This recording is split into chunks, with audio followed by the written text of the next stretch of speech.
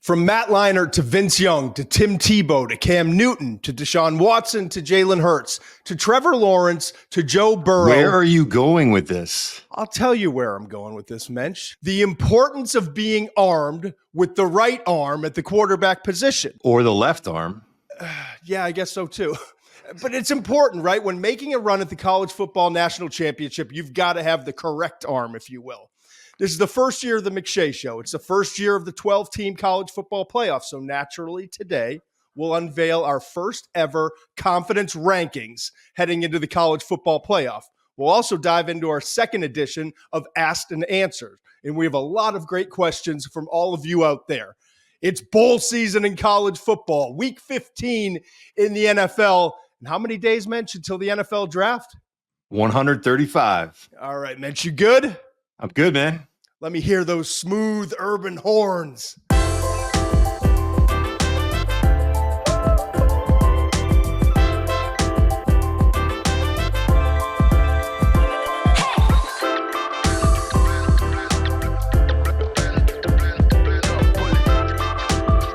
All right, so I'm excited for today. We've got the college football playoff quarterback rankings, right? It's kind of an index here going through all the quarterbacks. How much confidence do we have in these quarterbacks going into the playoff, right? And when you look at it, to me, it kind of boils down to a couple things, right? It's like, where would your team be without this quarterback, right?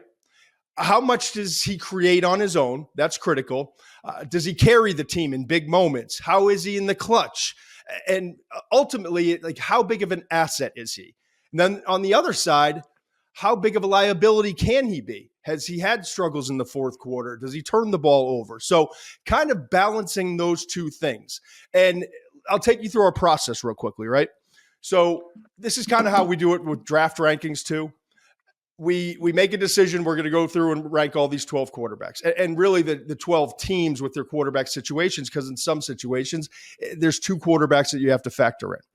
So Mensch, as he always does, the most underrated person in, I would say in sports media, if you will. I say, let's do these rankings. Let's have some fun with it. And he turns over a 94-page document breaking down all of these quarterbacks. So we've got this huge document that Mensch has provided. Will help us walk through it.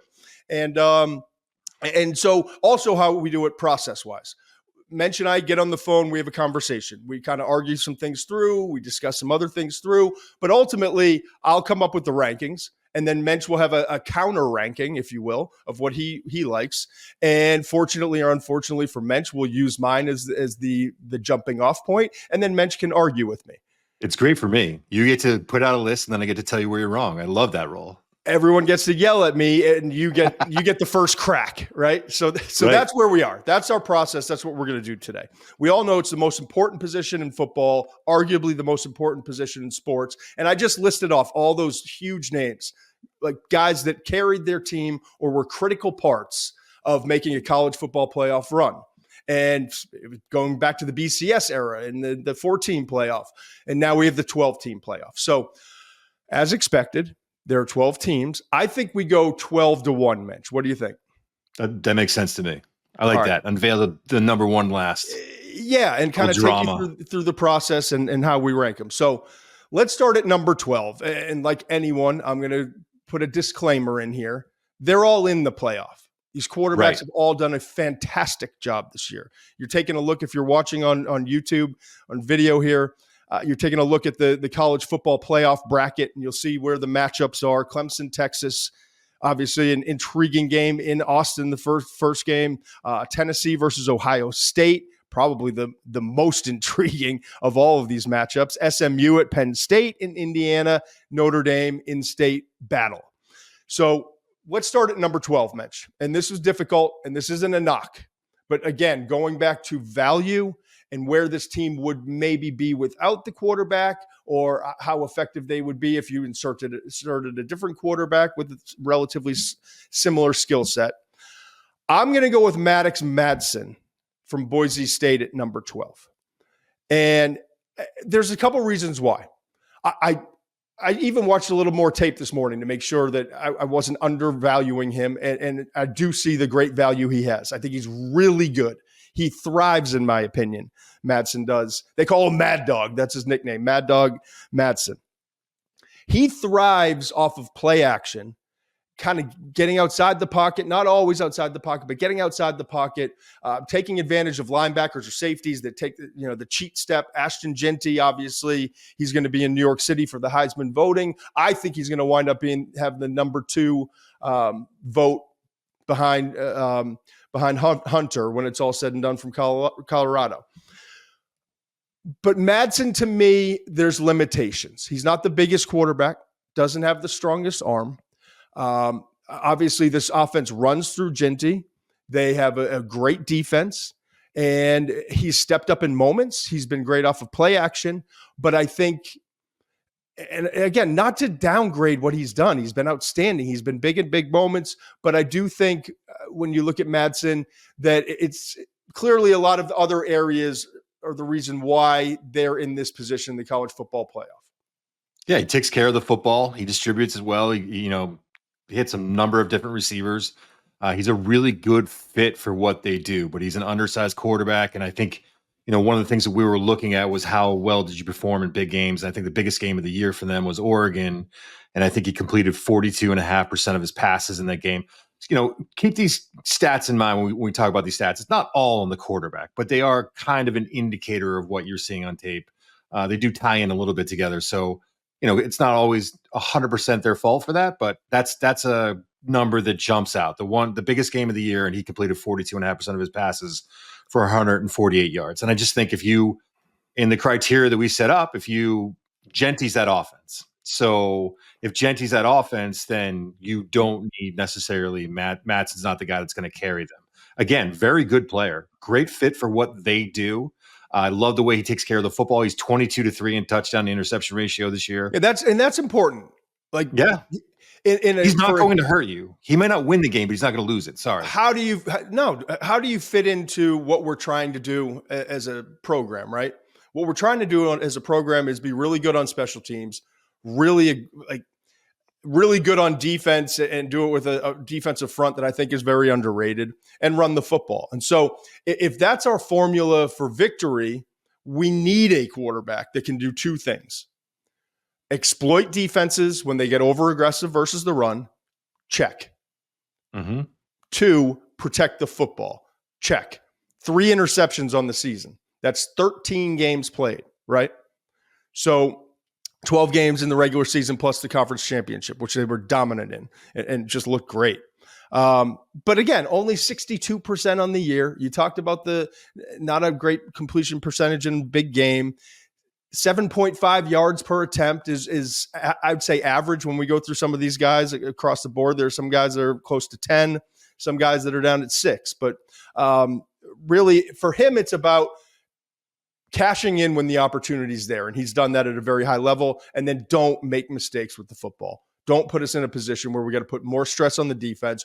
Don't put us in a position where we're playing from behind, because this is a team that needs to kind of get a lead and grind it out, Yeah, totally agree. Good player. I mean, if he's at 12, we're going to have a good list here. Yeah, exactly. All right, number 11. I went with Sam Leavitt here, the Arizona State quarterback. And to be honest with you, it's kind of a similar situation, Arizona State and Boise State, right? I think the Boise State defense is better.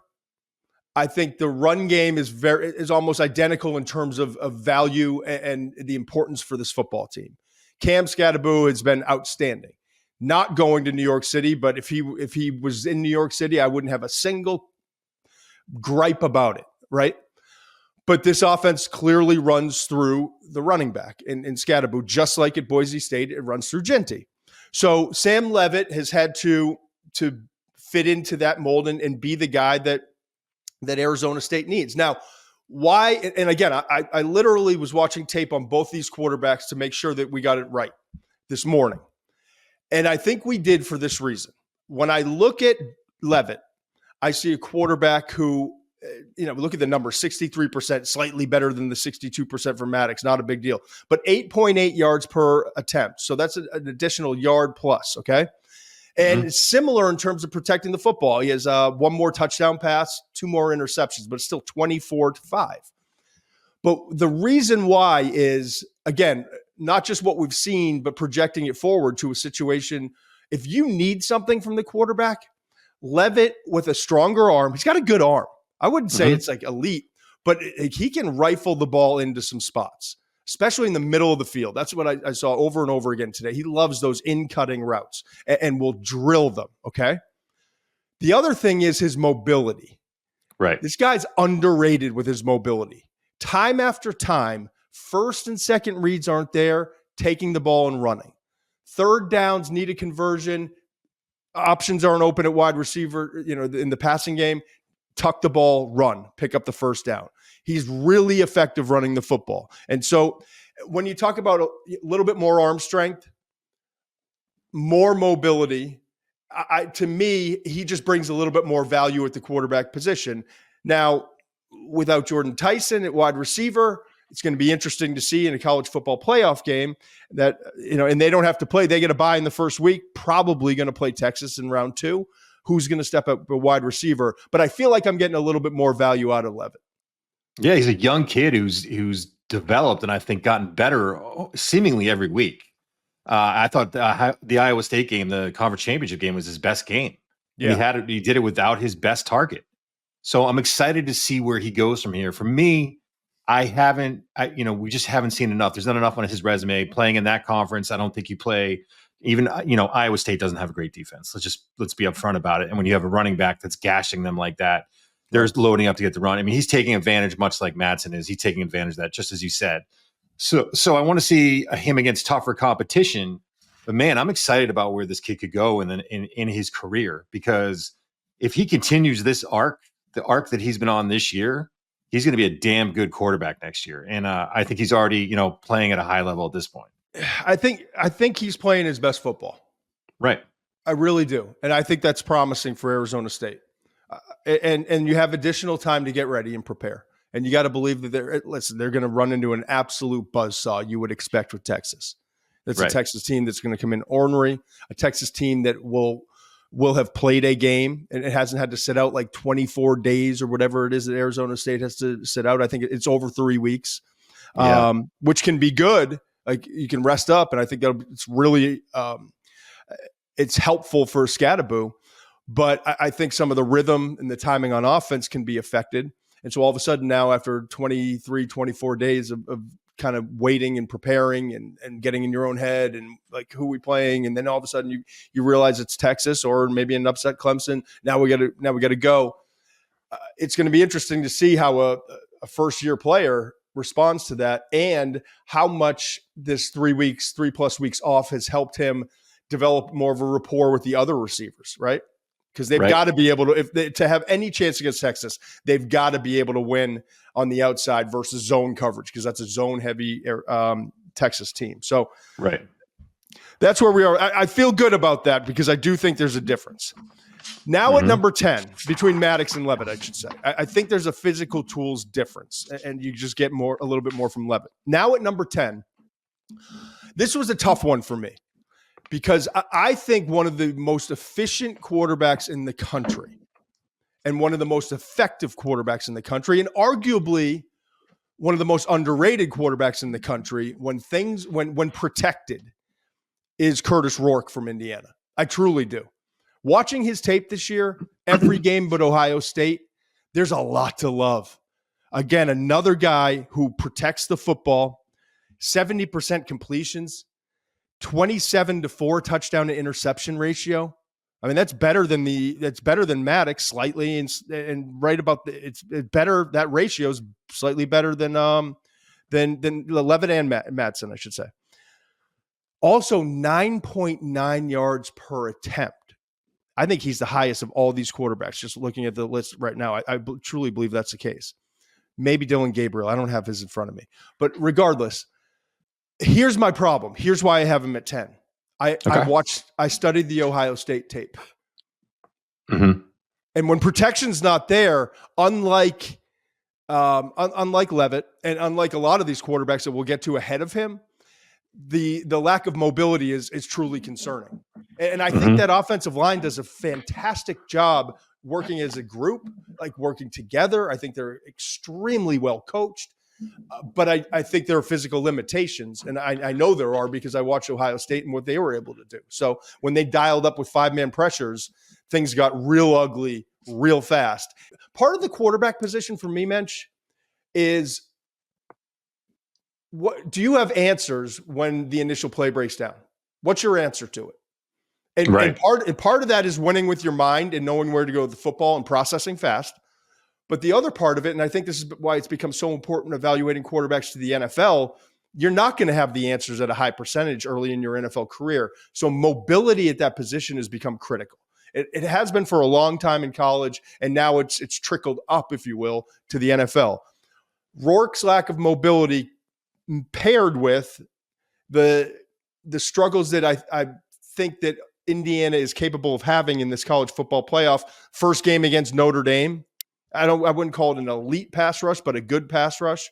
And I think that they'll create some confusion, some problems. And if they were to pull the upset in that game, now you're on to Georgia. Right. I mean, good luck blocking that front with that offensive line, which again has played well, but I don't think matches up well with that defensive front.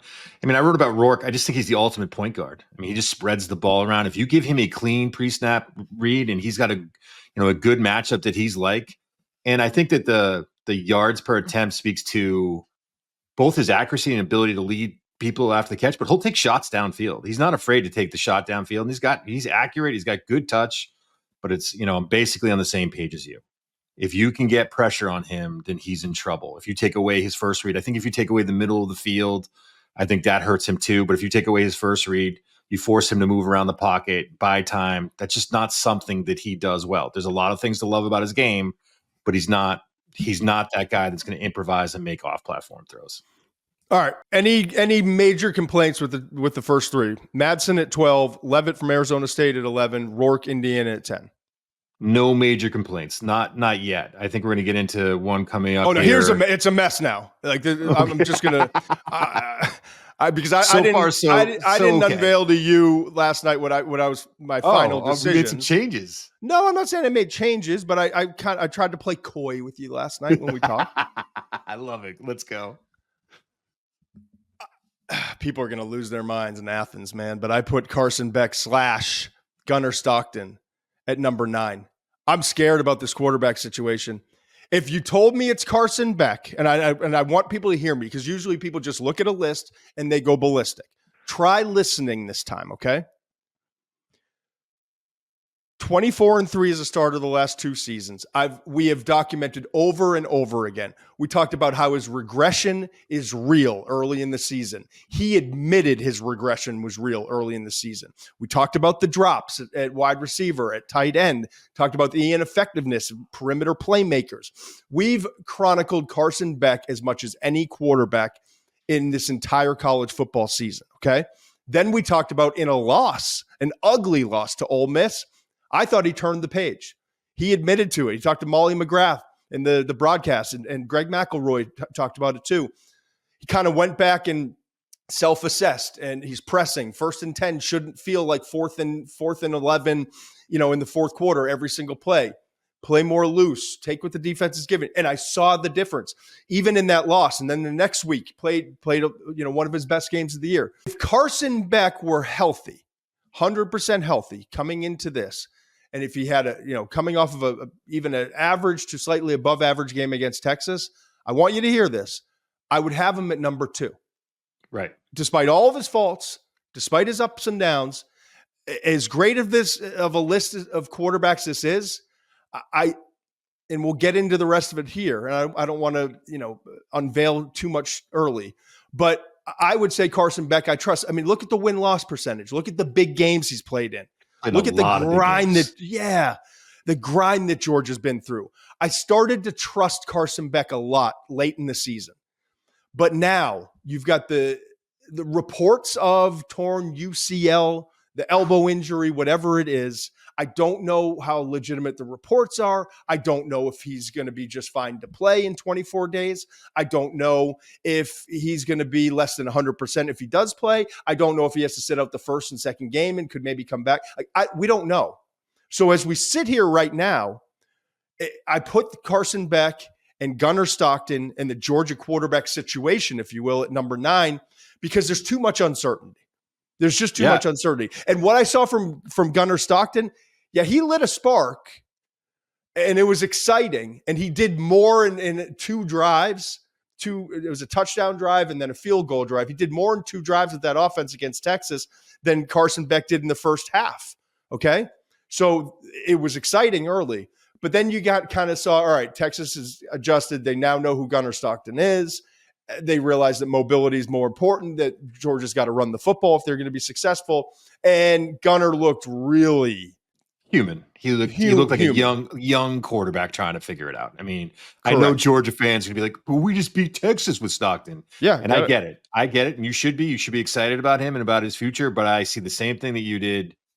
Once you adjust, he's going to be you can limit what he does.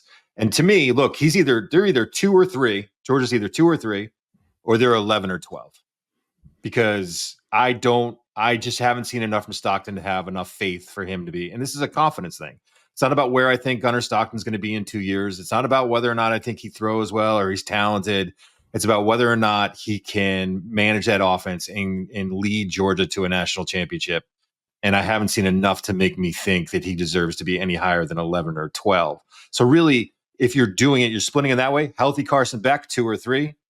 If Stockton has to come in and play, then it's 11 or 12. And then if Beck plays and he's not 100%, who knows? Yeah. Who knows? I mean, that's just an impossible thing.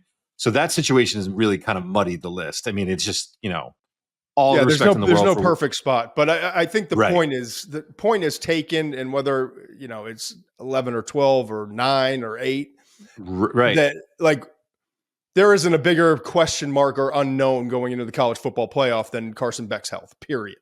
Right. I mean, there's Georgia's fate, Georgia's ability to make a run at a national championship lies solely on the elbow, if you will, of Carson Beck.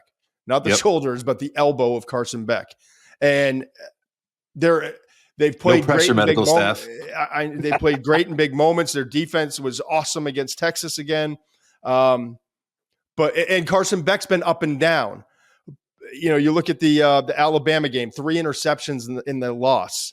3 interceptions against Texas the first time around, still got a win. But like I said, the Ole Miss game played better from that point on. He really improved. But my goodness, is a lot of weight on this decision and how his recovery goes. So, all right. So I guess we're comfortable with Carson Beck, Gunnar Stockton, Georgia at number 9. As comfortable as you can be. Right. Number 8, we kind of get back to the list of where we actually rank guys, because it was just such an asterisk at number 9. But at number 8, Riley Leonard, Notre Dame. I don't know if people are going to be screaming at me because it's too high or it's too low. I'm sure people in South Bend are going to be screaming that it's too low. Here's what I'm going to say about Riley Leonard. I think he's shown improvement this year. The 721 rushing yards, as you see on the screen right now, and 14 rushing touchdowns, that's where his value is, truly. They do not have great receivers on the perimeter, and quite honestly, if they did, I'm not sure that he would be able to take full advantage of that from what I've seen. He's 24-9 as a starter the last 2 seasons, or 24-9 overall as a starter, 15-4 the last 2 seasons. I love his competitiveness, man. The guys love him on the team. He's tough. He finds ways to win. And you look at some of the games here. Texas A&M, 60%, 158, but rushed for 63, win. That was early in the year. Against Army, again, not an elite opponent, but they didn't play a lot of elite opponents. So it's tough to gauge. But he almost 77% in that game, 148 yards and 2 touchdowns, but also rushed for 50 and won. So his value to me, it's all about running the football. I told you, we were talking to Pollock early last week, I think it was. And the more tape I study, it's not that he's afraid to take chances on the perimeter and down the field. I think he understands we're really good on defense. We got 2 really good running backs. We're running the ball effectively. I can't screw this thing up. And my mobility adds a lot of value to our already successful running game. So there's absolutely a focus on that. There's a focus on throwing the ball to tight ends. and to running backs. But when you talk about the quarterbacks in this college football playoff, all 12 of them, 15 of them, I think that will chronicle over this experience, if you will. I think I put him somewhere like 10 or 11 in terms of guys I trust if the run's taken away, if the tight ends, the middle of the field, easy stuff is taken away, he's very low on the list of guys I have confidence in throwing the football in the perimeter and down the field. That's where I am with Riley Leonard. Yeah, I just don't know why you're such a hater. I mean, he should be. I think he's much higher on the list, to be honest with you. I just think because of his strength, his ability to make plays with his feet. I mean, you're talking about. Listen, we can go through a bunch of quarterbacks. We'll get into this a little bit later about the quarterbacks that I think if you put them in the same scenario, that I would take Riley Leonard over. Okay. Because I thought you were joking at first. You're serious. No. You think I'm undervaluing him? All right, good. Yeah, I do, and I kind of flip flopped a little bit on this, but not to get too much in it, I would take him over Will Howard from Ohio State, which we'll see where you come up with him. I just see, look, the level of competition is concerning, but I mean, they went into Texas A&M and they won the first game of the year. That was a tough environment, and I granted Texas A&M got to be a better team. I know you got to play the schedule you got to play. I just think that he's gotten way better as a passer this year. And I think that when you look at what he can do and what they can do with their run game, he's a great fit for what they do. And I do believe that if you need a play at the end of the game, he's got enough experience, the mental toughness and the competitiveness that you just talked about to make a play, to find a way to make a play for his team to win. But what if I take away the running game from him? He had a season low 16 yards rushing against Northern Illinois. Through 2 picks. Yeah. Yep. Concerning. So if against Indiana, what if Indiana is able to take away the run game and take away him as a factor as a runner and force them? Because remember, Notre Dame has not played a lot of great competition since A&M, really. What if they're able to force him to throw the football on the perimeter? They bottle everything up in the middle, like a traffic jam in the middle of the field. Listen, I understand, but what if you do the same thing with Will Howard, who's got better receivers, but I have a lot of questions about him as a passer too. I mean, you can do that with a lot of quarterbacks. Good luck slowing down that run game, Indiana. I think Indiana's got a really good defensive run. I'm not sure that against that offensive line that they're going to slow them down. Now we're getting into little bit of a bigger picture argument, but these ifs and buts, if they were candy and nuts, you know what I mean? Like you can do that all day. You can talk about like, well, if they do this and if they do that, I just trust Riley Leonard to make enough plays because I think he's got the guts. I think he's got the talent. And again, I understand his limitations. I agree with as a the passer. guts. I agree I'm with the not advocating for him at number 1 by any stretch. I don't even have him. I think he's maybe top 5, but I think top 5. Yeah, you put him in a top 5. Yeah, there's some other quarterbacks that we're going to get into that I think that that I am lower on than I feel like a lot of other people. But we'll see. And again, I get the naysayers. I get the critics. He's given them enough fuel for that. I get what you're saying. He's not a great passer. I think he's gotten better. They haven't played a very tough schedule. I get that. So we'll see when they run into these tougher teams, what happens. But I've seen enough of him at Duke. And I don't love him as a pro prospect for the reason that we've talked about. He's a much better college quarterback than he is a pro prospect. But that's what we're talking about. We're talking about who do you think can win you a college football game in the playoffs and take you where you want to go. And I'm buying on Riley Leonard right now. Apparently. We can yell and argue about this all day. Apparently. I'm interested to see against Indiana because Notre Dame is a significantly better football team, but Indiana is exceptionally well coached. And I feel like everyone says that and it takes away from what the players are doing. When I say that, I also give all the credit. You can be exceptionally well coached and be a shitty player or be an undisciplined player, and the coaching doesn't matter. The marriage between Cignetti, his staff, and then the players' buy-in is what makes Indiana scary and what has allowed Indiana to be a one-loss team to this point. That and a schedule that was very favorable, but truly, And so I'm fascinated to see. Yeah, they're going to be outsized. They're going to be outstrength. But the one area I love that front. I love that front. I just, good luck. The one area that I don't think that they're going to be out anything is on the perimeter in the passing game. So it's going to be a fun matchup to watch. I'm not rooting against Notre Dame, but I do want you to eat it a little bit on this Riley Leonard thing. Okay, fine. Mensch would have him in the top 5. I've got him at 8. And it doesn't sound like a huge discrepancy, but in my mind it is. And it is because of some of the names we're going to get to, okay? Number 7. So here's how I look at this. And we'll pull up a graphic when we've done all 12, right? But in my mind, it went like this. And I love to tier everything. I'm Toddy tier, right? The tier at the top or at the bottom, I guess, 11 and 12 was a tier. I think it was Maddux, Madsen versus Sam Leavitt. That was a tier. I think kind of a notch up from that is Rourke, and then the Georgia, Carson, Beck, Gunner, Stockton. Where do you put them? But also Riley Leonard was kind of a next tier for me. Clearly not for you. Now we're into a third tier, working our way up. And this third tier had 2 quarterbacks involved, and I won't unveil number 6 before I get to 7. But Kevin Jennings, I struggled to maybe put him up one more spot, not 2, not into my top 5, but one more spot. Kevin Jennings from SMU, I put in there. Remember, this guy was named starter in September. He wasn't the starter coming into the year. And so we didn't have a lot of tape on this guy. Didn't know what to expect from him. But he comes in as a starter. He's 9-1 as a starter, okay? And was undefeated in the regular season.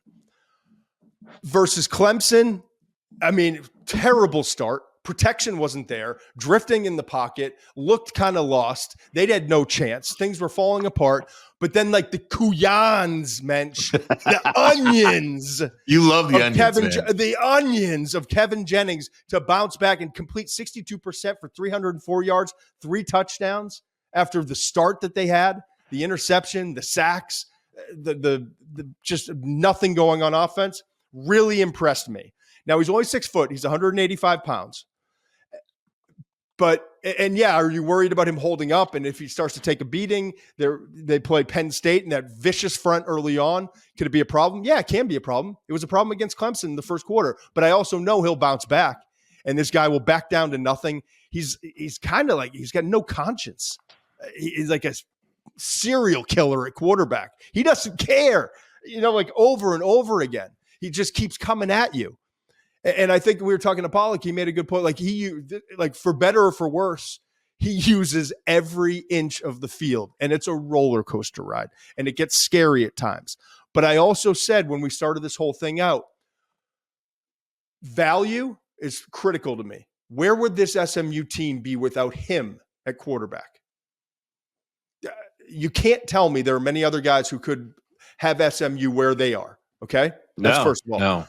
And secondly, sometimes I just have to close my eyes, right? And think about, okay, it's 4th and 3, down 6 points, 4th quarter. Who do I want taking that snap? Do I want Riley Leonard? Maybe. Do I want Kurtis Rourke? I'm like, if protected, but that's a huge, you know what I mean? Right. Or do I want Kevin Jennings? Because even if things are a mess, even if the receiver runs the wrong route, even if protection breaks down, I still got a chance. So that's why I have Jennings up at 7 and could have gone as high as number 6. What say you? I want to be 100% clear about this for any SMU fans who might be listening. If you have not watched Kevin Jennings, watch Kevin Jennings. He is so much fun to watch. I always root for the underdog. I mean, inherently, that's what I do. I hope these guys make a run. I hope he has a great playoff. He is, again, just so much fun to watch. I mean, he just makes plays that you're like, there's no way he should be making that play. I remember watching the Cal tape, and I was like, don't throw that. And he throws the ball and makes a play. So I want to be clear here. Kid, he's not played a lot of football yet, man. And it's a little concerning to me that he has not played a lot of football. And I love the way he battled in the Clemson game. But there were also plays in the Clemson game, and there were drops that he wasn't as bad as his numbers look, and his numbers aren't that bad. They had some guys who had some drops in that game, but there were times where he is willing to put the ball in harm's way a little bit too much. And you might get away with that against the Cal, and you might get away against Stanford and Navy and all those teams. He has one big game under his belt, in my opinion. I know he won the AAC championship last year and beat Boston College in the bowl game. That's good and all. Clemson was the different game for him, and he played well, and it's encouraging, but I just haven't seen enough to put him ahead of a guy like Riley Leonard, who has played in a lot more games, who played against Notre Dame, who beat Clemson last year when he was at Duke, played against a good Louisville defense, that great Florida State defense last year. He played all those games. He goes into Texas A&M, one of the toughest places to play in the country, gets a win. Those are the things that kind of separate him. Again, I love Kevin Jennings, but I haven't seen enough, and I do think that you live by the sword and you die by the sword, and some of that you think he can just create magic. He can, but sometimes the magic runs out. And to me, I would have him a little bit lower down the list, basically more than anything else for lack of experience. Yeah, I mean, he's an inexperienced, lankier, leaner Malik Willis. Like that's when I think about Malik Willis and watching his tape, it's like it's a similar experience. It's frightening. It's kind of like there's missed opportunities, there's missed receivers, there's receiving yards that he leaves on the field at times, but there's also plays where, like, remember the highlight reel of Malik? Yeah. If you just sifted through like 15, 20 of his best plays and you're like, wow, And I'm not saying he has, like, Malik had a monster arm. I'm not saying he's going to be like Malik was a third round draft pick. And I'm not saying he's going to be that in the NFL, but if you're just going back and kind of thinking about who does he remind you of a quarterback who's now in the NFL, it's kind of that same experience as the Malik Willis thing. Yeah, I completely agree. If this was a popularity contest, that kid would be towards the top. I mean, the tape is silly. I mean, I imagine my son sending me highlight clips of him and being like, this kid's going to be the first overall pick. Because that's what he loves to do. You know what I mean? He sees like one highlight reel of this kid making crazy plays. And that's what they get into. You know what I mean? And my son's 10 years old and he's already starting in on that stuff. Right. He's got an opinion now. Yeah, they want to set up the board for you. So yeah, I love the kid. Jalen Daniels from Kansas is an example. He plays with Kansas's offense and in a college football on EA Sports and like, how's this guy? No, Dad, like, what's your answer? How do you stop him? I just hung 70 on Nebraska with this kid. Yeah. So I understand. All right, so I get Kevin Jennings at number 7. Sounds like you'd have him a little bit lower. Yep. And clearly behind Riley Leonard. Not much lower though. I mean, he's probably 8, but I have a problem with him being ahead of Leonard. So that's really where that comes. The McShay Show is brought to you by FanDuel. Keep your college football season going with a win on FanDuel, because right now new customers can kick off the season with $150 in bonus bets. Just place any $5 bet and you'll get $150 in bonus bets if you win. Use your bets on spreads, live bets, overs, unders, and so much more. Just visit FanDuel.com/McShay to download America's #1 sportsbook. Must be 21 or older and present in select states, or 18 and older and present in D.C. First online real money wager only. $5 first deposit required. Bonus issued as non-withdrawable bonus bets, which expire 7 days after receipt. Restrictions apply. See terms at sportsbook.fanduel.com. Gambling problem? Call 1-800-GAMBLER or visit rg-help.com. All right, well, number 6, we already know that you have a problem with this guy being ahead of Riley Leonard. I'm going Will Howard, Ohio State. This one was tough. Because, my goodness, you want your son to grow up to be like Will. You love his game experience. You love his toughness. You love his I wouldn't say I love him as a runner, but his competitiveness as a runner, his toughness, his vision, his understanding of like his role in the run game.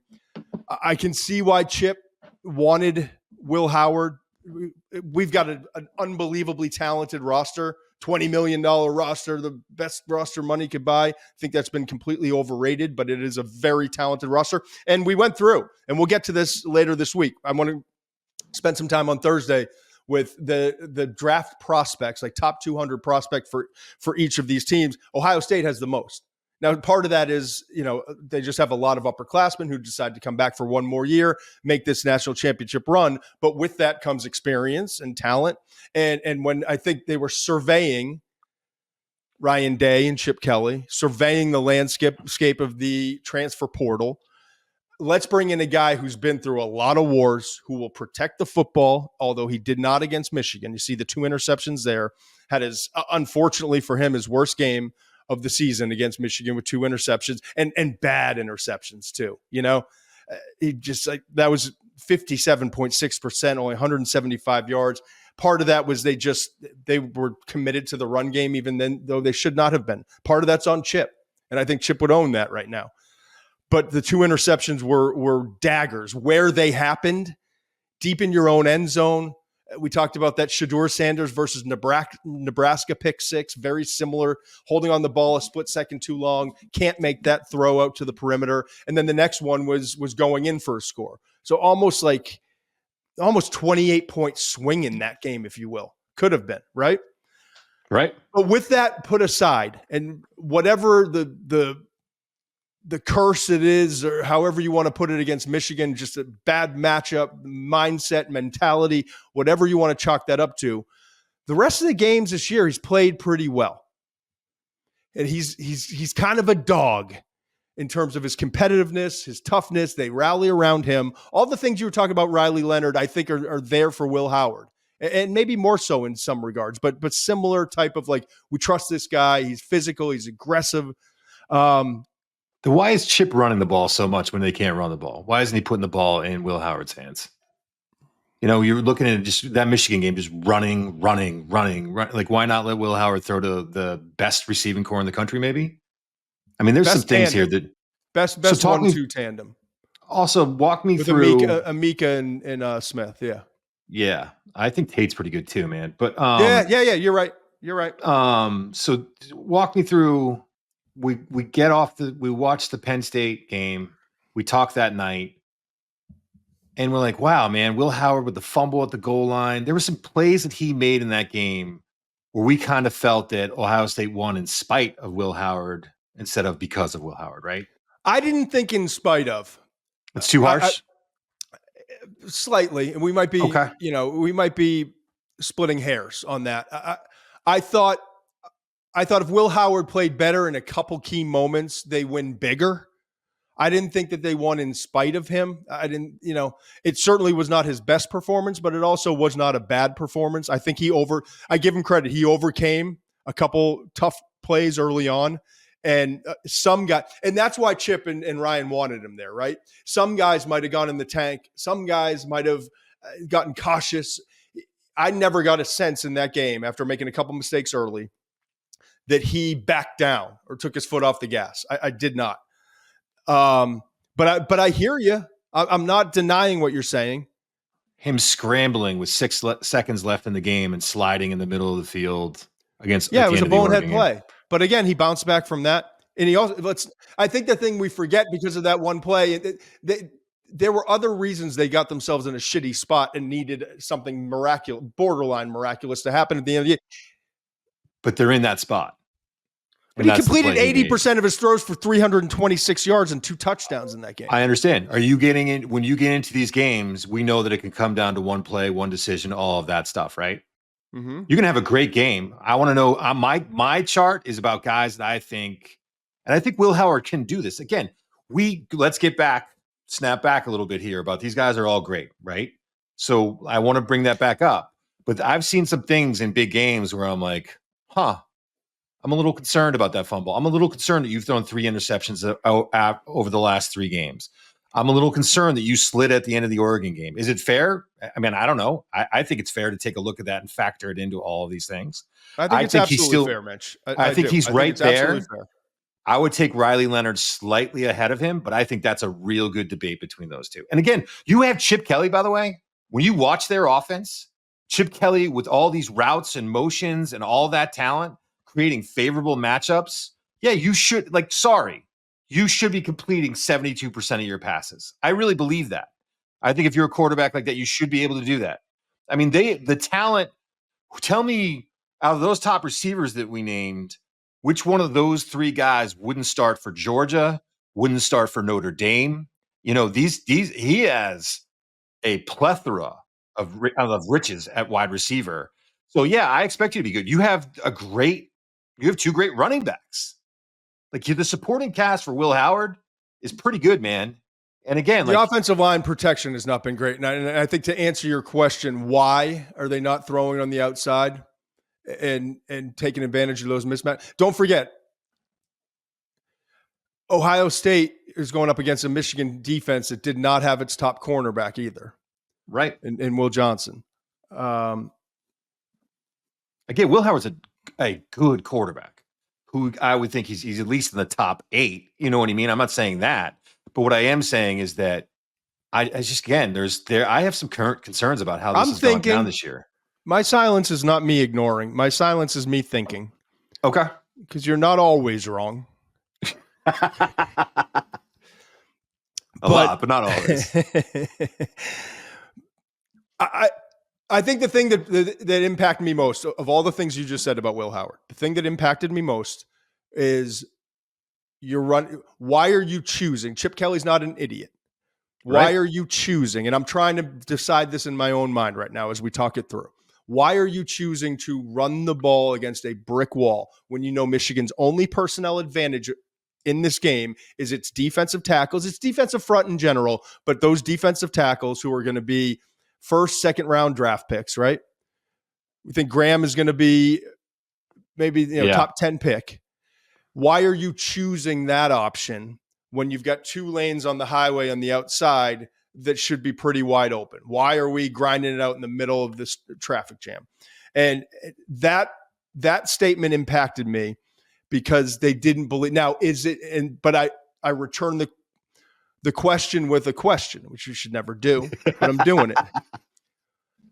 Is it because they didn't trust the protection?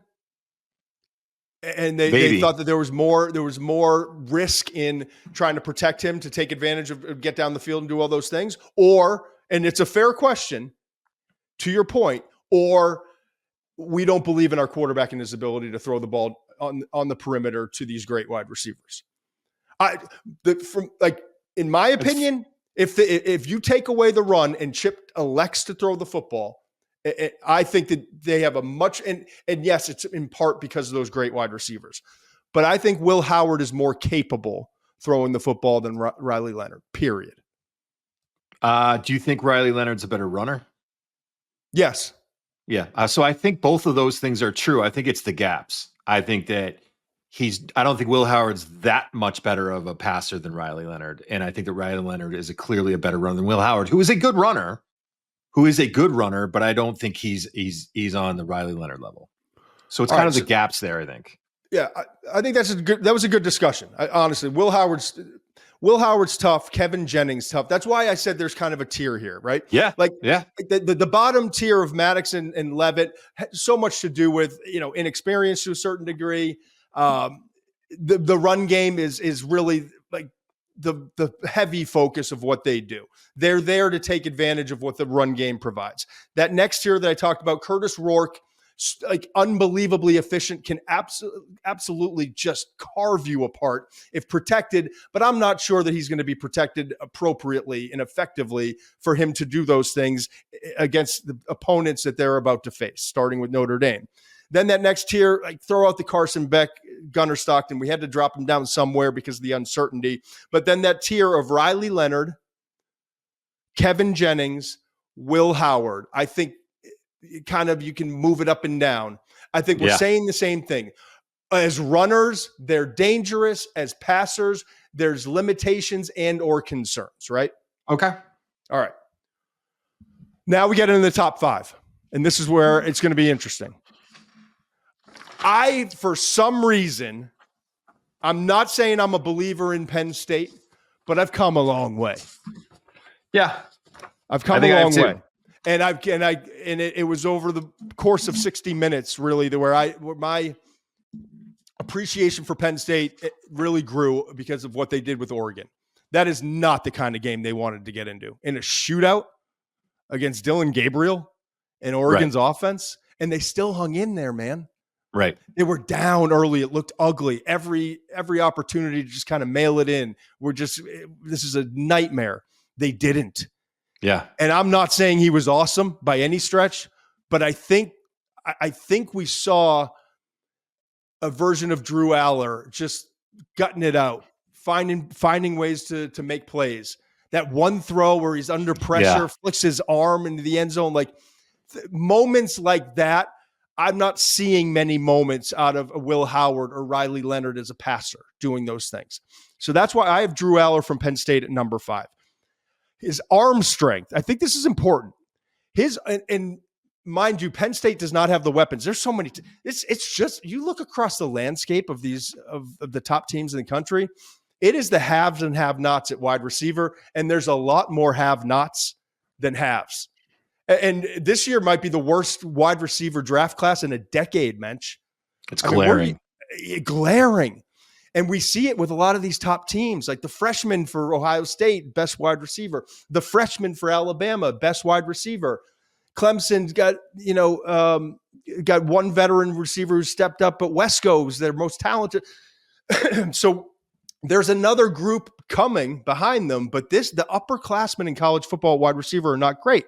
Now, I say that because Penn State's one of those teams. I lump them in with Notre Dame in terms of where's the talent. I lump them in with Georgia. Where's the talent to beat you on the perimeter? So Drew Allar with this big arm, you could argue he's got the biggest arm. Nico, maybe, like he's up there in terms of the top arms in this class, in the college football playoff, in terms of all the quarterbacks that are going to be rolled out there. Big time arm, major improvement from 23 to 24, almost like watching a different quarterback. Confidence, better ball placement, all those things. But when you study him, and this is probably more towards the NFL draft than it is even in college, but it's still true in college. I still see him late on some reads. I still see his ball placement is a little bit too erratic, but significantly better than last year. I still see him at times struggling with touch. He'll drill it in there with and fit it in with just a laser shot. But the touch can be a little bit of an issue from time to time. So that's where I am on Allar. But I've seen a guy really grow. And I've seen the confidence in the players and the coaches around him grow. And if I'm Penn State, I'm worried about my receivers and how we match up on the perimeter, but I ain't worried about the quarterback. I really am not. Yeah, I'm buying almost everything you're selling. I mean, it's this, you look at the numbers, and this is why it's important to watch tape. I mean, the numbers against Oregon don't look good. I mean, it's 51.3% for 226 yards, 3 touchdowns, and 2 picks. But watch the tape. You see a kid who's making plays with not a lot of help on the outside, like you just mentioned. I think when you look at the big games that he played in 2023, the numbers are terrible. Terrible. Yeah. And I think he played better against Ohio State this year. And then I think he played even better against Oregon. Again, this is not a guy that'll put in the top 3. I don't want to get ahead of ourselves because I want to see him. That throw that we talked about where he was under pressure and it looked like that had to be a pick, right? I mean, it was like one of those throws where like, who came down with that? Right. And it was, it's a touchdown. And again, even Connor, our producer, texted, was like, is this where Penn State folds? And that's fair, man, because in the past, they have not played well in big games, and they did not. That was early on, and they did not. They kept battling. And so to me, it seems different. It feels different. We can get through all the stats we want. We can talk about it. What's your gut tell you? And my gut tells me that this kid is maybe starting to step into the spotlight as the player that we thought he could be coming out of high school. My gut tells me that he can make a play when it matters the most. There's no moral victories in college football, but I don't know how you come out of that game and not feel better about Penn State going into the playoff than you did after the Ohio State game. I just do. I think it's also worth mentioning, and I would have Drew Allar here if no other quarterback ever stepped on the field, just so we're clear. Oh, right. Yep. And I hate when people do rankings. They're like, we're going to rank the quarterback unit, and they've got a good young quarterback that we haven't seen. But we're not here for that. The only time I'm going to mention or or on our graphic have two quarterbacks is when it's relevant. And how is it Right. relevant? It's relevant because we just saw Gunnar Stockton from Georgia come in, and he could wind up having to start or play significant time in the college football playoff. It's relevant when we get to Texas, right, with Arch Manning as the backup and how they're utilizing him. And it's also relevant here with Beau Pribula, who has come in big moments. He played significant time in the second half of game. Was that now? Wisconsin. Jeez. Yes. Wisconsin game. Yep. And throughout the year, they've utilized him in a short yardage goal line type package. So I think, again, I'm not ranking him 6 without him. I'm not ranking him, higher because of him. I'm just saying having that additional quarterback there who provides some value, it's worth mentioning. Pribula certainly adds a little bit to Penn State's quarterback situation. Agree. All right. So again, I think this is a tier in and of itself, like 5 all the way down to 3. So there's not a huge gap in my mind. And it starts with I think I'm very confident in putting Allar over Will Howard, Jennings, Leonard, Rourke. Okay. But I also you could make an argument. Maybe he goes up one spot. There's debate here. Yep. And the reason I preface number 4 with all of that is if you wanted to argue Allar at 4, I'm cool with it. Yep. I just have come a long way with Cade Klubnik. And it's been a roller coaster because I was a huge Klubnik guy. I'm not going to mention any names, but there was a quarterback there that's transferred a couple times. And every time Klubnik came in 2 years ago, excuse me, every time Klubnik came in 2 years ago, I'm like, why isn't this guy playing? Right. It's just the offensive tempo picked up. There's more confidence. There seems to be more just there was a vibe about the offense that was different. Okay. And then last year, I don't want to say regressed. He just didn't play to the level that I expected him to play after the flashes I saw in 2022. Okay. Right.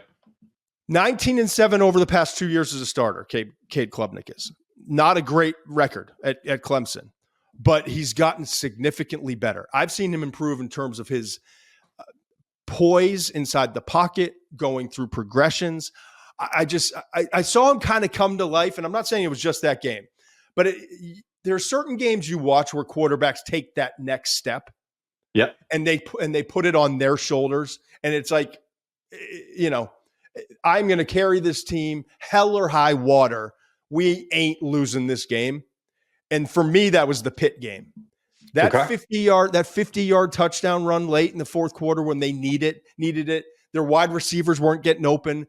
Pitt was dialing up pressures. We all know that cover 4, the safety's covering the slots. But if you don't get the ball out quickly, everything falls apart. Their receivers were not separating. And the way you beat that is to get the ball out quickly, exploit receivers on safeties in the middle of the field. But you got to do it fast because the pressure's on you because they're going to sell out. And they were not as a unit able to do that. But Klubnik was able with his legs to beat them in that game. And he did it with it just – coming to the sideline. There was just something about that, like, this is my team now. Right. The mojo. And then watching him in this last game, the first quarter, he was sensational. From that point on, they had struggles. I'm not going to lie. They really did. And his numbers were, I think he was 8 for his first 10, and then it significantly dropped off. So I'm not sitting here saying I love him at 4, that he's a perfect quarterback or that but I do think this offense runs through him. And I think without him, with his running ability, his improved processing, I don't think that they're where they are right now. And they backdoored their way in with the ACC championship. Describe it however you want. But if they have any chance of going to Austin and pulling off an upset, it's because they got that guy Klubnik at quarterback. Yeah, I agree. I mean, in my feelings, if you've heard any of these shows, you know that I'm not very high on Clemson this year. And I thought that South Carolina game, I really thought that South Carolina was going to go into Clemson and handle them. And they did end up winning by 3. But I mean, Klubnik in that game, I mean, they only scored 14 points. And man, he caught my attention with. I feel like they play a lot of low scoring games where I'm like, well, the offense is functioning though. Like a lot of yards. Yeah. Right. I also feel like, you say what you said about the championship game. And I think you're right, but I feel like the offense is clicking. The passing game, the running game is not great right now. But their passing game is finally clicking. I feel like all those, they've got some talent at receiver. and I feel like it's starting and at tight end.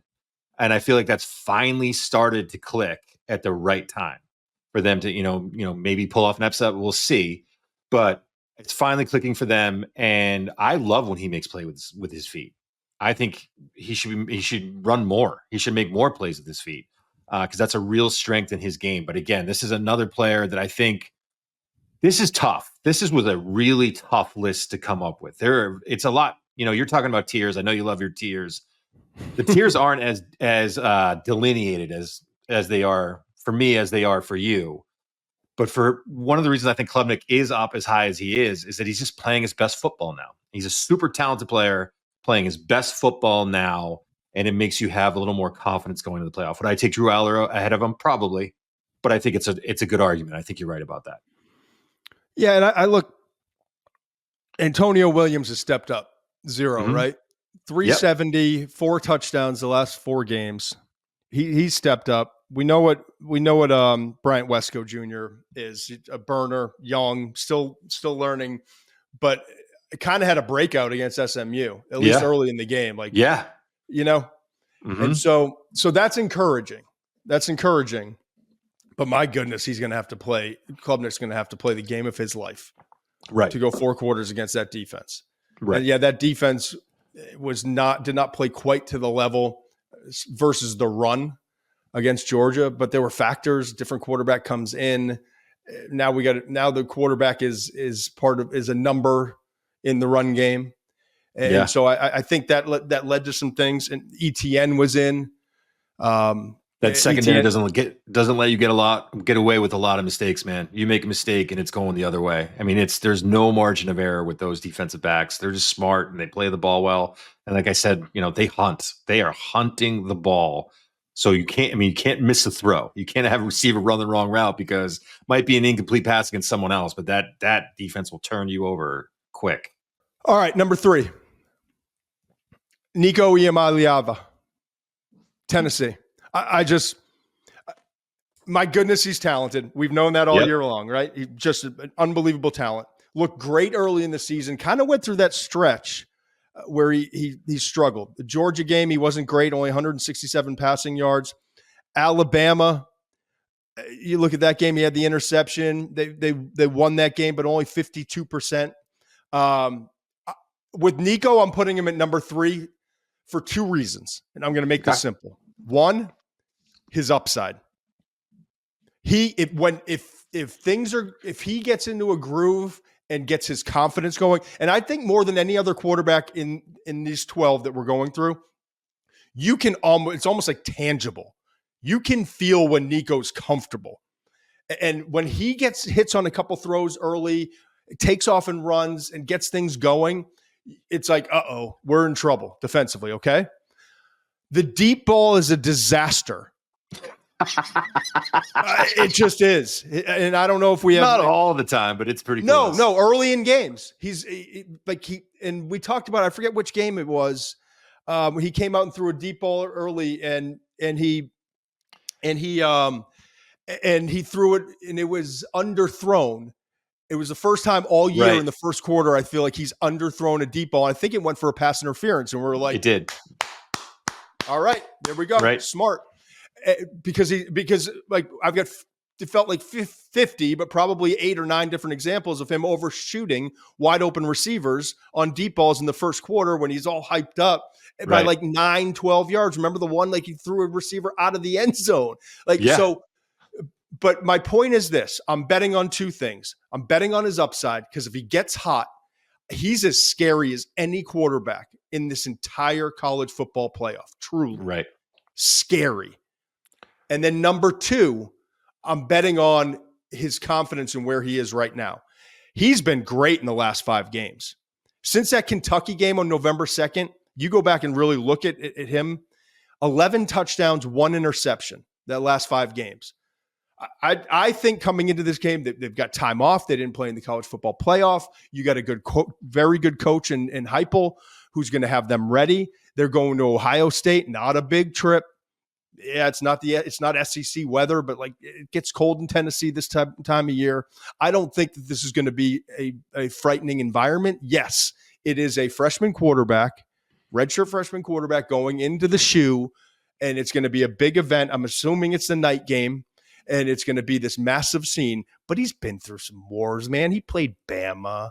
They played Georgia. Like and at Georgia earlier, I just think he's going to be all right. And if he gets hot in that game, I think he could carry that Tennessee team. This is almost worst case scenario for you look at Notre Dame gets Indiana, Penn State gets SMU, Texas gets a backdoor ACC winner in Clemson, who's still ranked 16. I think it was, ranked 16.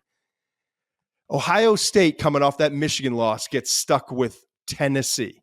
And I think Nico is the scariest part about playing. Outside the defensive line, Nico is the scariest part about playing Tennessee. Give me a break. Don't cry for the Buckeyes. Give me a break that Tennessee's not playing at home in that game. Tennessee should have a home game. Okay. You look at Ohio State lost to Michigan. I mean, I know that Tennessee had that bad loss early in the year, but Ohio State lost to Michigan a couple weeks ago. Yeah, Arkansas. Right? I just don't get how you don't have Tennessee playing at home when their losses to Georgia, the one loss they had to Georgia, which is ranked ahead of, not ranked ahead of Oregon. But anyways, I look at their resumes and I think that Tennessee should be playing that game at home. Anyways, look at that Alabama tape, man. The beginning of that game is, oh no. I mean, the overthrows, just one after another, right? And he's ripping balls because he can. This kid's arm talent is insane. He is just ripping balls, and the receivers are having a hard time catching them. They're a little bit off. It just doesn't look good early. But why am I confident about that after the Alabama game? Watch the play where he rolls to his right and throws a dart down the right sideline for about a 40-yard gain. Watch the game-winning touchdown pass. Unbelievable touch and timing on that throw, man. There's a lot to be excited about this kid. And then throw on the Georgia tape. The numbers aren't great. But the moment never looked too big for him. He was talking to his friends, his receivers, about what's going on. Yeah, teammates. I'm sure they're all close. That's all going on. I just never thought the moment was too big for him. I'm excited to see what he does. I look, talent wise, maybe the best in this playoff. And am I crazy? Does he have a little Justin Herbert in him? Do you see that at all? I see that tall guy take off and run a little bit. I never thought of it that way, but I like that, Mensch. Yeah. Yeah, a little bit of Justin Herbert. I'm not saying long-legged runner. Right. Because he can run a little bit too. Yeah. You look at those rushing numbers and you're like, oh, okay. No, he could take off, and he's got those long strides where all of a sudden he's 20 yards downfield and you blink. Pursuit angle killers. That's what those guys are. Yeah. Here, I'll just say this. If Nico had if this was year 2, if we're talking about 2025 season, even if the results and the season played out the same way, I'd probably have him at number 2. And I worry a little bit about the inexperience with this. And obviously he's played a lot of games and played a lot of big games and big moments. But the reason why he's at number 3 for me is that lack of experience it's a thing. It doesn't have to be. Thing. He can outplay it. He can prove. I wouldn't even say prove us wrong. I'm not saying, but it has to factor in a little bit. And the reason I went with Quinn Ewers and Arch Manning as number 2, in part because there is an Arch Manning element, right? And so if things aren't going well with Quinn, and we've seen that this year, whether it be injury or struggling against Georgia, you do have Arch as a break glass in case of emergency, if you will. But you also have Arch. And again, Arch wouldn't be 2 alone. Ewers, they're up there at 2 because of Ewers, but also utilizing Arch in certain situations. We talked about it. I was surprised that they didn't use Arch a little bit more against Georgia. Quinn Ewers, here's where I am. Go ahead. Sorry. Yeah. I mean, I talked about this before, and it reminds me of a potential Tim Tebow and Chris Leak situation where Tim Tebow was a freshman and he came in and he just gave their offense a big jolt of energy every time he came into the game. You knew you had a great short yardage runner, a great threat in the red zone. I just, I don't want to criticize Sark. I mean, who am I to do that? But I'm interested to see if they start to do it more as they make a run in the playoffs, because I just think it's an unused weapon at this point. Ewers doesn't seem like the same Ewers from the Michigan game. I don't watch him and I'm like, oh, something's really wrong. I don't. But I watch him and I see, like, I think there's like a little, like the velocity doesn't always seem to be there. like almost like he's holding back at 10%, not 20, not 30, but like 5, Right. 10%, just like not quite what Quinn has been at times in the past. Whatever the reason is, we know he's had the injuries. It was the oblique, then it was the ankle. I don't know how much that's all factored in. Not a doctor, not here for that. I'm here for what the tape says. The tape says that Quinn's been really good in moments, but I don't think we're seeing 100% full go Quinn Ewers all the time. I thought he was awesome early in that game, though, against Georgia. And their red zone offense was terrible. I didn't like some of the long developing plays in the red zone. I think Quinn could have made some quicker decisions and let it rip a couple times. I didn't think I was surprised. I mean, Georgia obviously is very good versus the run, very talented up front. But you're coming off that A&M game where it was like almost 200 rushing yards and like just grinding it out. They couldn't run. What did they finish with? Like 24 rushing yards or something crazy. So I put him at 2 almost because there's so many other question marks. And again, like I'm not here to knock all of it, but like there's no Shedeur Sanders in the college football playoff. Okay. There's no Cam Ward in the college football playoff. There's no Jalen Milroe, despite all of his negative plays are up there with anyone in the country, but his positive plays are as good, if not better than all the quarterbacks in the country. There's no Jackson Dart in the college football playoff. So this is not a great quarterback class in the NFL draft. It has not been exceptional quarterback play across the landscape. 2 of the best quarterbacks that have been playing that are in this have not been 100%, have not played to their level with Carson Beck and with Quinn Ewers. So this list is different than you would expect, right? Like if Miami gets in, Shedeur gets in, now and Quinn's been playing to his level like we saw against Michigan, other big games in the past. If Beck's 100% and was building off of what we saw in the last few weeks of the season, now it's like, oh, this is a hell of a stacked crowd at quarterback going into the college football playoff, but it's not. And so that's why with Quinn, despite not playing to the level, despite the Georgia games, I think with Arch there as a backup, do you have a problem with him at 2? No, I mean, I think if Beck was healthy, you'd probably put him at 3. I mean, it'd be a conversation at least there. I don't. I mean, I've seen. Look, he hasn't played well. I mean, they didn't play well against Washington in the playoff last year. He didn't play well against Georgia in the first game. I thought he played better in the second game. That's encouraging. But I also think back to that Alabama game when he went to Tuscaloosa and they beat Alabama when no one really gave them much of a shot in that game. So I've seen him do it before. I've seen him. I mean, in that game he threw for 349 yards and 3 touchdowns. So I've seen him do this before. I know that he's capable of having ice water in his veins, making plays when it matters the most. I wish it had been more consistent in big games recently. But again, we're looking at a very talented quarterback field in the college football playoff, but a lot of questions in terms of the resumes, or at least for the back end of this list, I think. So I get it why he's at 2. And again, Arch does add to it. Sorry, it just does. I agree. And listen, it doesn't take a brain surgeon to figure out where we're going at number 1. I want to thank everyone. I sent out on X a question told everyone kind of previewing what we're doing today with the quarterback confidence rankings that, send in your top 5. It was a landslide for Dillon Gabriel, and understandably. And from two on, it was interesting. A lot of different opinions.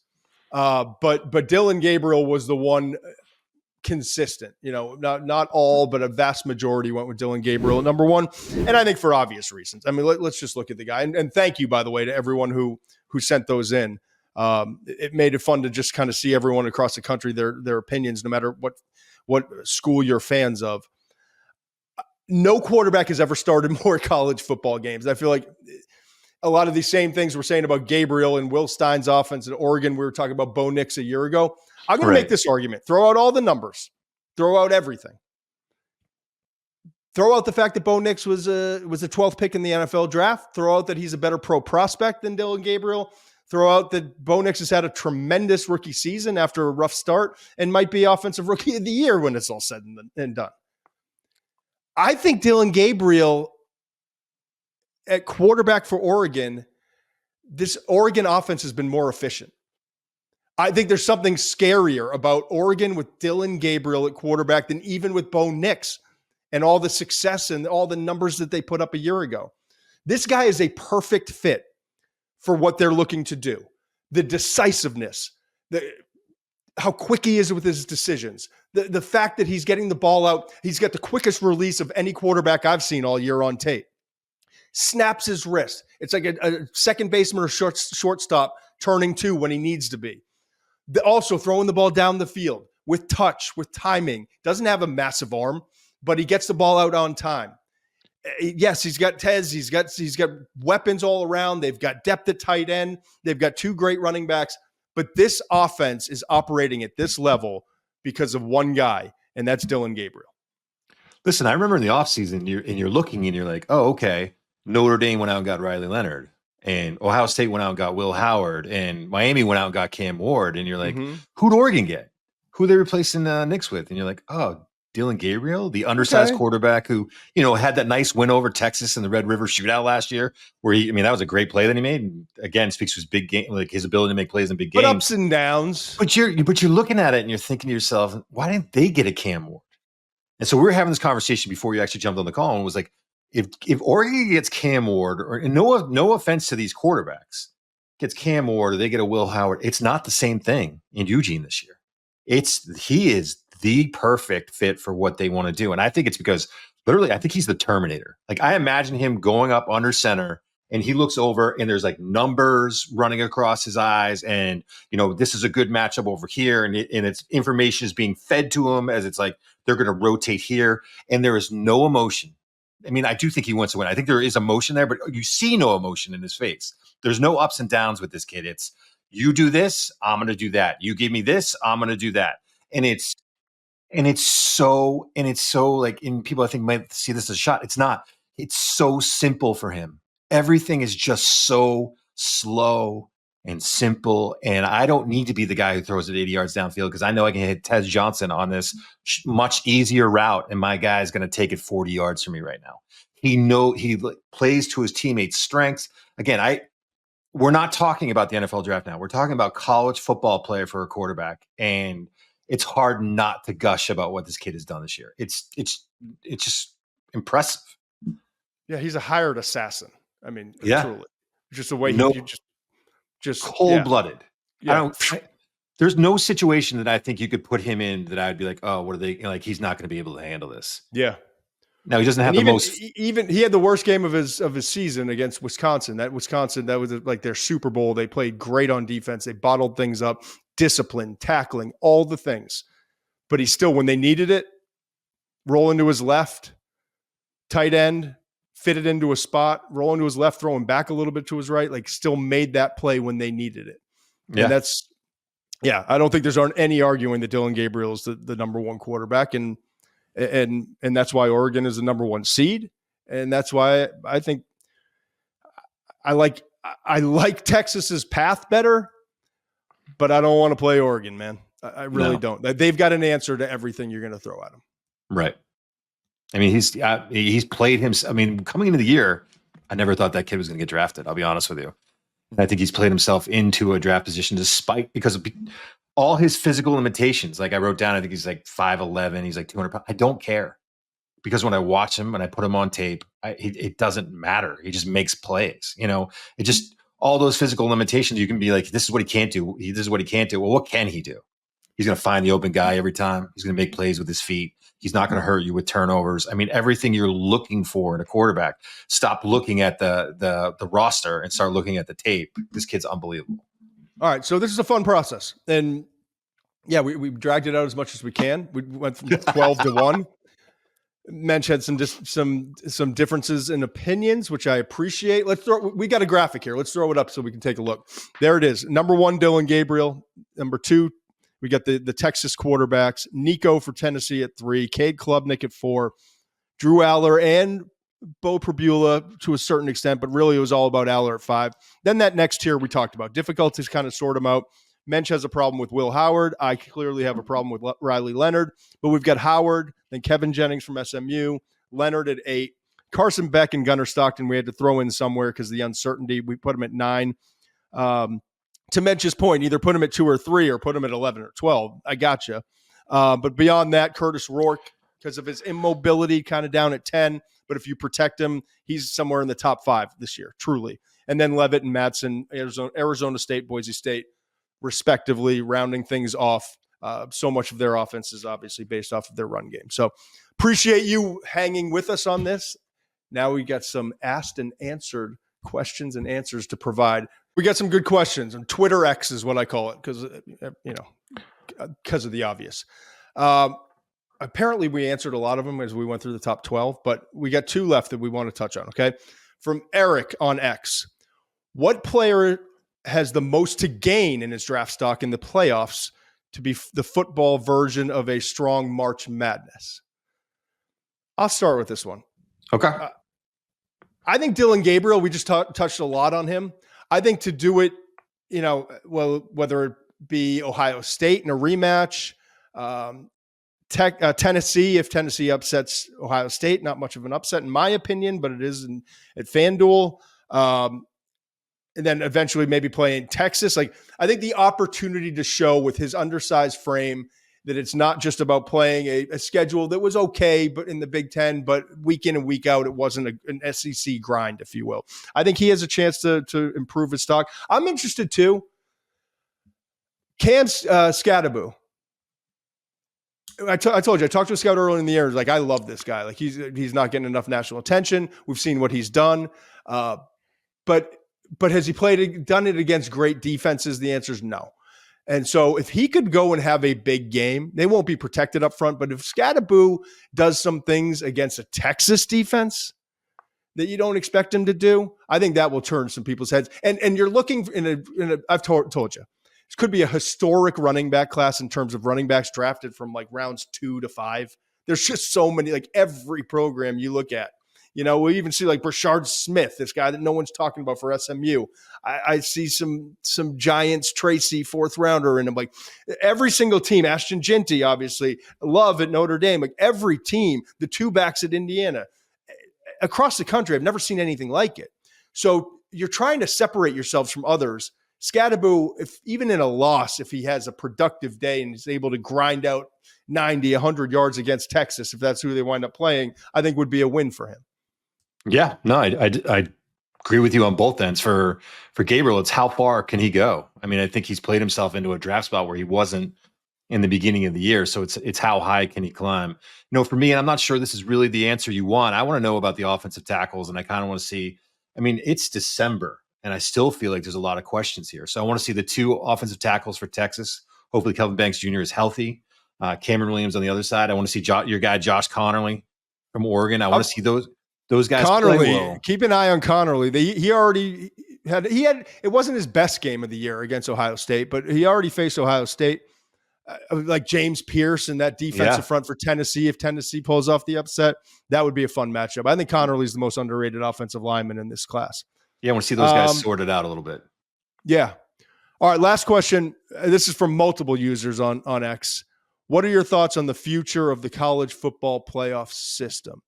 I love 12 games. I don't think we ever go back, obviously. I could see it going to 14, maybe 16. Like I only think we'll expand. I think the committee backed itself into a corner this year. I think too much emphasis on wins and losses, not enough emphasis on strength of schedule and who you actually had to beat in the road that it required to get there, i.e. Tennessee, i.e. SMU. And I think, unfortunately, because they backed themselves in this situation, they had to make a decision over, we're gonna undervalue strength of schedule, or we're going to undervalue the conference championship. And if you undervalue the conference championship and you take SMU out and put in, I think it should have been South Carolina, but it would have been Alabama, then you're saying the conference championship game doesn't matter. In fact, you're encouraging head coaches and programs not to play in that game if they have something to lose. So yeah, those are the things that have to be kind of ironed out, and could I see tweaking. But the biggest thing, number one, without question in my mind, is the seeding. Yeah. We need to go seeding. There's no reason in the world that Arizona State should have a bye. There's no reason in the world that Boise State should have a bye. It should have been 1, 2, 3, 4 and seed them appropriately because they earned the right to be there. Couldn't agree more. I heard Sark talking about this. It's like March Madness. Those teams all get in, but they don't get one seeds. Like they get the automatic bids, but they don't get some kind of an automatic seeding for the March Madness tournament for NCAA basketball. I want to get creative with it a little bit. First of all, we should just be happy that it's gotten to this point, right? Like, it's like, this is great, and I get it, but when we go through the process with this committee, I wouldn't mind seeing like a play-in game for a Boise State where they had to play the lower ranked conference champion from the Big 12 or the ACC, where we kind of eliminate one of those teams, which opens a window for an Alabama, an Ole Miss, or a South Carolina to get into this tournament this year. Because again, I just think we've said this all year, it's not a Power 4 situation. It's a Power 2 situation. It's the SEC, it's the Big 10, and then there's a drop off to the Big 12, and there's a drop off to the ACC. There just is. So to me, maybe have a play-in game, add one more game like they do in the Major League playoffs, where you have like a Boise State would have to play this year, maybe Arizona State, and the winner of that game got in.